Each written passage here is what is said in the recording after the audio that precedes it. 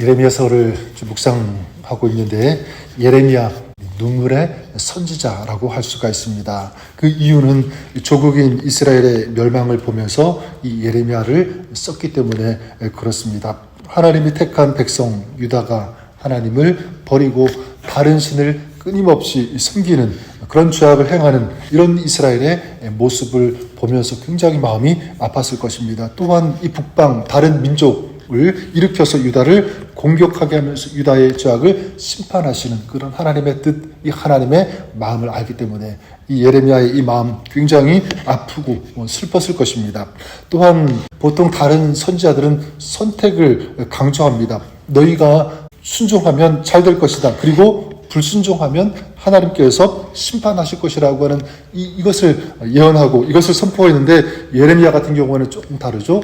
이미 하나님께서 심판하신다, 멸망케 하신다는 것을 선포해야만 했기 때문에 그렇습니다. 같은 유다 민족으로서 자기 조국의 이스라엘의 멸망을 선포한다는 것, 이것은 결코 쉬운 일이 아니고 굉장히 큰 아픔일 것입니다. 그래서 이 예레미야를 눈물의 선지자다 이렇게 부르는 것이죠. 그래서 어제 우리가 보았던 것처럼 하나님께서 보여주신 환상을 보고 그것을 전해야 했습니다. 두 가지 환상을 보았죠. 한 가지는 뭐였냐면 살구나무 환상이었습니다. 살구나무, 히브리어로 이 샤케드라고 하는데 지켜진다라고 하는 이 뜻의 쇼케드하고 발음이 굉장히 비슷합니다. 그러니까 이 환상을 보여주신 그 이유는 무엇이냐면 내가 너에게 보여준 이 환상이 반드시 집행된다, 실행된다라고 하는 이런 하나님의 뜻을 보여주시기 위해서, 전하시기 위해서 이 환상을 보여주신 것입니다. 그러니까 이것을 알기 때문에 예레미야는 마음이 너무 아팠겠죠. 또한 이 끓는 가마 환상을 보았습니다. 끓는 가마가 북쪽에서 기울어진 것. 끓는 가마가 이게 기울어져 가지고 그 안에 있는 뜨거운 것이 쏟아진다는 것은 벌써 이스라엘의 이 멸망을 상징하는 것입니다. 이제 바벨론의 침략이 임박했다. 곧 유다는 멸망할 것이라는 것. 이것을 예레미야가 알았습니다. 오늘 말씀 보면 하나님은 이스라엘을 심판할 수밖에 없는 그런 이유에 대해서 이제 기록하고 말씀하고 있습니다.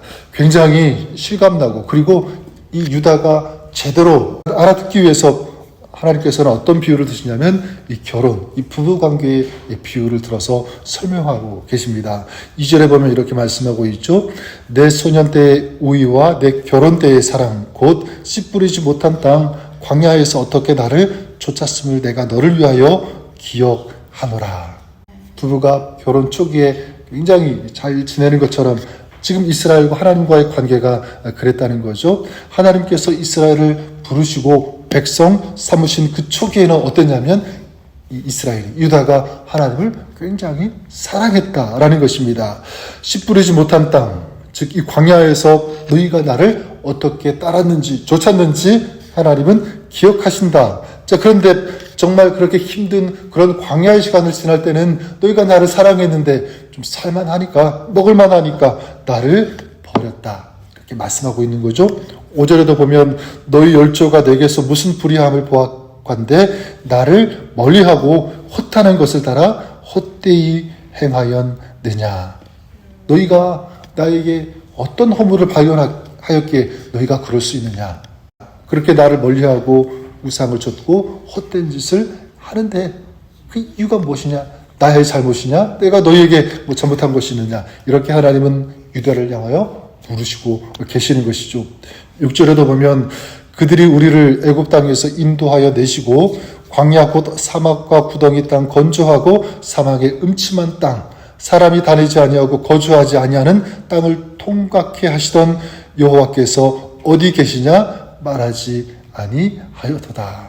하나님께서 애굽 땅에서 구원하시고 그리고 광야를 통과하게 할 수 있도록 인도하셨지만 너희는 그런 하나님에 대해서 이제 아무런 관심을 갖고 있지 않다는 이런 하나님의 안타까움입니다. 7절에도 내가 너희를 인도하여 기름진 땅에 들여 그 과실과 그 아름다운 것을 먹게 하였거늘 너희가 이리로 들어와서는 내 땅을 더럽히고 내 기업을 가증히 만들었으며 내가 너희에게 준 땅인데 너희가 가증히 만들었다, 더럽혔다, 이렇게 말씀하고 있는 것입니다.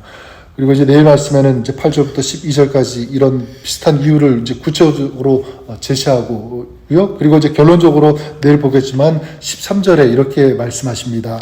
내 백성이 두 가지 악을 행하여 나니 곧 생수에 군원되는 나를 버린 것과 스스로 웅덩이를 판 것인데 그것은 물을 젖죽지 못할 터진 웅덩이라. 나를 버렸다. 그리고 자기 스스로 웅덩이를 팠다. 근데 그 웅덩이는 어떤 웅덩이냐면 터진 웅덩이입니다. 내가 생수의 근원인데 그러면 그 생수의 근원을 그 근원에서 받는 그 은혜, 그 인도하심, 그 은총과 축복을 받고 누리면서 살아야 되는데 터진 웅덩이야. 너희가 아무리 수고하고 자기 힘으로 살려고 해봤자 그것은 터진 웅덩이처럼 아무것도 남지 않는다. 물을 저축하지 못하니까 너희가 그렇게 스스로 웅덩이를 팠다. 하나님이 이렇게 말씀합니다. 여러분 이렇게 유다를 향한 이 말씀, 이 속에는 하나님의 아픔, 하나님의 안타까움이 녹아 있습니다. 하나님을 버리고 관심도 없고 하나님이 주신 것을 더럽히고 스스로 웅덩이를 파는 이런 모습, 하나님의 안타까운 탄식이죠. 자, 그런데 이 말씀은 지금 유다를 향한 그런 말씀이지만 오늘 이 시대를 살아가는 사람들을 향한 또 우리들을 향한 하나님의 안타까움의 말씀이라는 것을 우리가 기억했으면 좋겠습니다.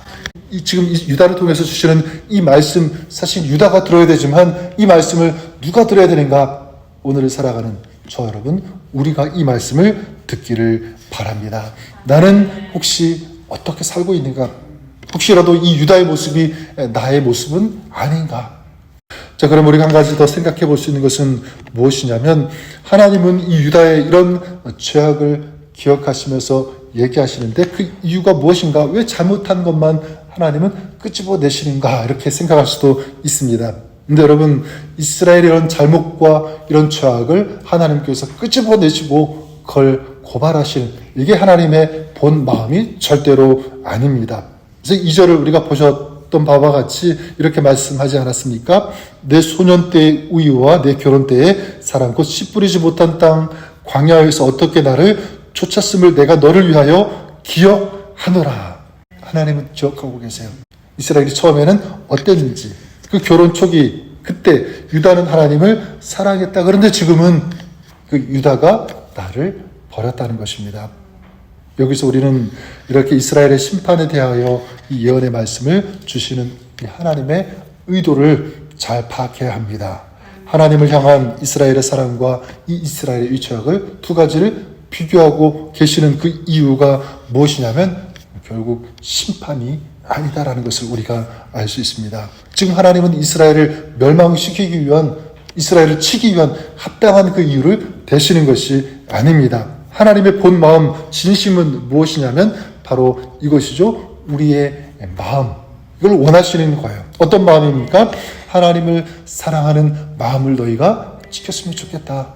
나를 의지하고 나를 따르는 그 마음, 그리고 세상에 헛된 것을 추구하는 그런 마음이 아니라 하나님을 대신하지 않는, 하나님만 따르는, 주님만 의지하는 그 깨끗한 마음, 그 청결한 마음, 그런 마음을 너희가 가졌으면 좋겠다. 그 마음을 내가 보고 싶다. 이것이 하나님의 마음일 것입니다. 그러니까 이런 마음을 결코 너희가 버리지 말았으면 좋겠다. 그 마음을 지키라. 이것이 하나님께서 원하시는 하나님의 마음인 줄 믿습니다. 하나님은 그 마음, 그 사랑을요 절대로 잊지 않으십니다. 이스라엘의 처음에 그렇게 하나님을 사랑했던 것, 너희가 그렇게 했던 것을 기억한다라고 말씀하셨던 것처럼 하나님은 무슨 거창한 선물이 아니라 그냥 하나님을 향해 그 마음을 지키는 것, 그것을 보시고 우리 하나님은 기뻐하시고 감동하시는 줄 믿습니다. 사랑하는 여러분, 저 하나님을 감동하는 그런 신앙의 삶을 좀 여러분들이 또 우리들이 살았으면 좋겠습니다. 그러기 위하여 꼭 기억할 것, 우리 마음을 어떻게 하느냐, 어떤 마음을 드리느냐. 저는 우리가 하나님을 사랑하는 마음, 또 주님을 의지하는 마음, 주님과 함께하고 싶은 마음, 이 마음을 가지고 이 마음을 주님 앞에 드릴 수 있는 그런 저와 여러분 우리가 될 수 있기를 바랍니다. 그럴 때, 그런 우리의 마음을 주님께서 보실 때 우리 하나님께서 얼마나 감동하실지, 여러분, 우리 교회가 또 우리의 신학이, 우리의 삶이 그렇게 하나님의 그 기억에 영원히 잊혀지지 않는 그런 존재로, 그런 교회로, 그런 삶으로 우리 기억되는 우리가 되었으면 좋겠습니다. 오늘도 나의 마음이 하나님을 향하고, 그래서 하나님의 마음에 남는 성도, 또 하나님의 마음에 남는 그런 교회, 이것이 오늘 저 여러분 우리의 삶, 우리 교회, 우리 공동체가 그렇게 될 수 있기를 우리 주님의 이름으로 간절히 축원합니다.